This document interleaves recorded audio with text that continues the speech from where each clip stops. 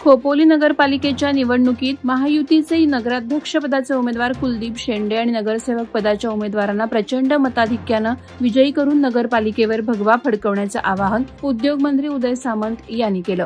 Shiv Sena, Bhajap, RPI, Mahayuti आणि राष्ट्रवादी शेकाप उबाठा परिवर्तन आघाडी यांच्यात चुरस निर्माण झाली आहे। खोपोलीतील प्रचार सभेत सामंत म्हणाले की आमदार थोरवेंच्या विकास कामांमुळे नागरिकांचा विश्वास वाढला असून जनता महायुतीच्या सर्व उमेदवारांना भरघोस मतांनी निवडून देईल।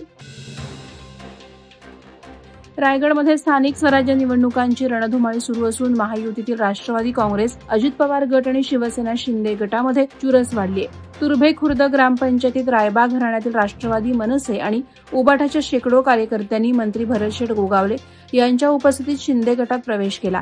ग्रामपंचायत सदस्य ओंकार उतेकर, चंद्राबाई दळवी, अविनाश उतेकर यांच्यासह अनेकांनी शिवबंधने बांधली।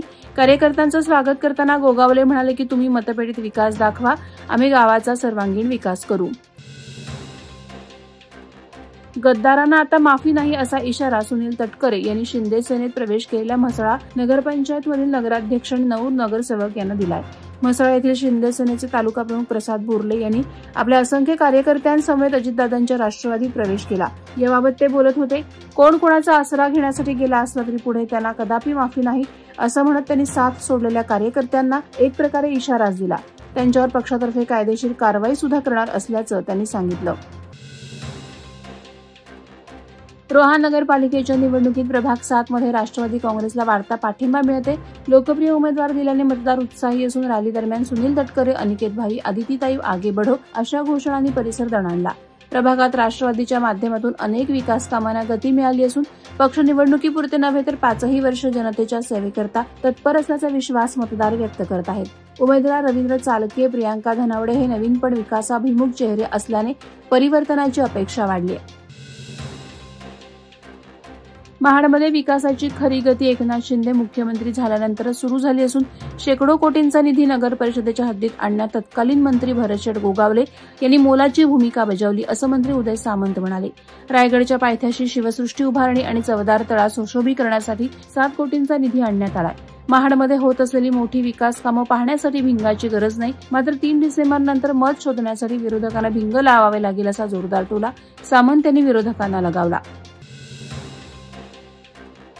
पेणमध्ये बदलाचे वारे वाहत असून शहराचा चेहरा मोहरा बदलण्यासाठी जनता स्वतः मैदानात उतरल्याचं चित्र पाहायला मिळत असून ही निवडणूक केवळ शिशिरधारकरांची नसून संपूर्ण पेणकरांची आहे असं मत आम्ही पेणकर विकास आघाडीचे अध्यक्ष शिशिरधारकर यांनी व्यक्त केलं। आपल्या जाहीरनाम्यात मूलभूत आणि पायाभूत नागरी सुविधा, रखडलेल्या विकासाला गती आणि सर्वांगीण शाश्वत विकासाचा रोडमॅप मांडला असून बंगलेवाल्या सत्ताधाऱ्यांना सत्तेतून पायउतार करण्यासाठी समविचारी जनतेने परिवर्तनाची लढाई उभी केल्याचं ते म्हणाले।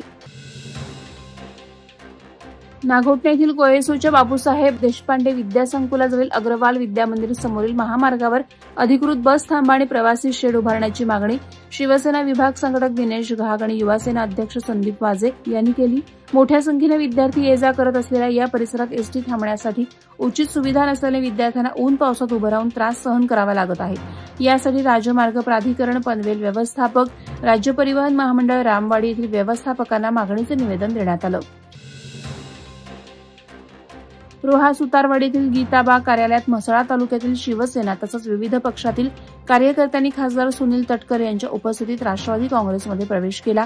तटकरे यांनी सर्वांचं स्वागत करत पक्षाची विचारधारा आणि विकासदृष्टी तळागाळापर्यंत पोहोचवण्याचे मार्गदर्शन केलं। आगामी स्थानिक स्वराज्य निवडणुकांच्या पार्श्वभूमीवर जुने नवे कार्यकर्ते एकजुटीनं काम करावेत असं आवाहन त्यांनी केलं। कार्यक्रमाला मंत्री आदिती तटकरे, माजी आमदार अनिकेत तटकरे, पक्षाचे पदाधिकारी आणि नागरिक मोठ्या संख्येनं उपस्थित होते। वादळवारा लाईव्हसाठी न्यूज ब्युरो, रायगड। नवी मुंबई व रायगड जिल्ह्यातील ताज्या बातम्या आणि घडामोडींसाठी सबस्क्राईब करा वादळवारा लाईव्ह चॅनल आणि दाबा बेल आयकॉन।